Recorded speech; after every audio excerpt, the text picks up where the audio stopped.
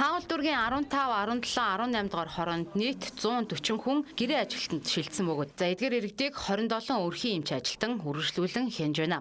За дээр хороодуудад ажиглалтын хугацаа дуусаагүй 30 гаруй өрх байгаа. За эдгээр айлууд руу өрхийн эмнэлгээс өдөрт 2 удаа залгаж асуумж авч зарим тохиолдолд жирэмсэн эмэгтэй болон архаг хууч өвчтэй хүмүүсийн гэрээр нь очиж үзлэх хийж ажиллаж байгаа юм байна. За тэгвэл гэрийн ажиглалтанд байгаа иргэдтэй хамт амьдарч байгаа иргэд ажиглалтын дэглэмээ мөн дагаж мөрдөх үүрэг хүлээж байгаа юм байна.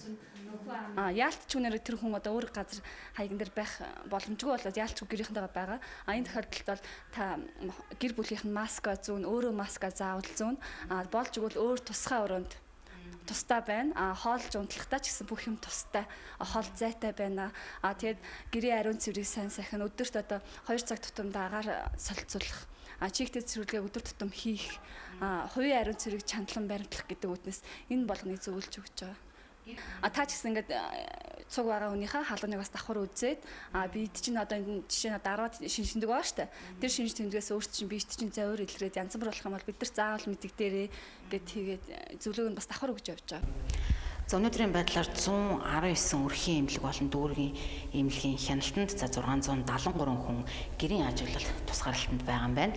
За харин ингээд эрүүл мэндийн яамнаас хэлж байгаагаар бол гэрийн тусгаарлалтанд байгаа иргэдийг одоо ямар нэгэн өвчний халдваргүй гэж үзсэн тохиолдолд вирусын халдваргүйг нь батлсны тохиолдолд дараа гаргаж байгаа учраас за ойр хавийнх нь хуршууд бас айх хэрэггүй гэдгийг хэлж байгаа юм. За гэтээ иргэн заавал 14 хоногийн тусгаарлалтын хугацаагаа яг журмын дагуу баримтлж бас дуусгах ёстой гэдгийг хэлж байна.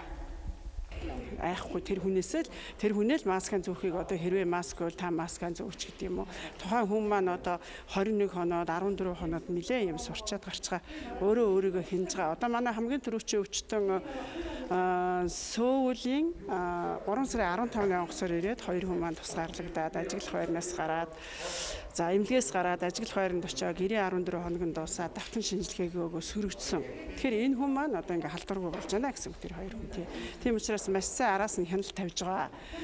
14 хоноод одоо RAPID тест болон PCR шинжилгээг нэг удаа хийгээ сөрөг гарна. Тэгэхээр тэр хүн бол одоо бүрэн эрүүлжлээ гэсэн үг. Тусгаарлалтын 21 хоногтой 3 удаагийн шинжилгээгээр коронавирусын халдвар илрээгүй иргэдийг гэрийн ажиглалтанд шилжүүлсэн тохиолдолд халдвар төвчин судлалын үндэсний төвийн хяналтаас гарч за дүүрэг өрхийн эмнэлгийн хяналтанд очиж байна гэсэн үг. За гэхдээ халдвар тараах эрсдэл нь бага гэж гэрийн ажиглалтанд шилжсэн ч гэсэн гэрийн ажиглалтын дүрмийг сахих ёстой гэсэн шаардлага тавьж байгаа. За гэтэл зарим иргэд гэртээ гараад 7 хоноогүй ээж өрхийн эмчнэр асуумж авах гэж залгахад ууралж уцаарладаг. За хугацаанаас өмнө гадуур гарах гэж хүндрэл учруулдаг тухай ярьж байна. Зарим нэг жоохон эрдэс гарч байгаа юу гэх юм бол зарим хүмүүс бид нар одоо ингээ 21 хоноод гараад ирсэн учраас 14 хонохгүй ингээ уурладаг. Энэ жоохон хүндрэлтэй. Тэгэл бид нар яг хөтэ бид нар давхар залгана. Дээрээс нэмчин залгана, хорооноос залгана, улсын онцгой комиссоос залгаж байгаа. Тэгэхээр нэг ямар олон удаа асууж залгаж авдаг юм бэ гэд хүмүүсээс жоохон уцаарлаж байгаа. Тэгээ ерөнхийдөө яг хороо цагтаа хамтраад ерөнхийдөө боломжийн гайгүй гэрийн сургалт хүмүүс бол тий. Улсын онцгой комиссоос өдөр бүр хяналтанд байгаа иргэдийн нэрийг шалган ирүүлдэг.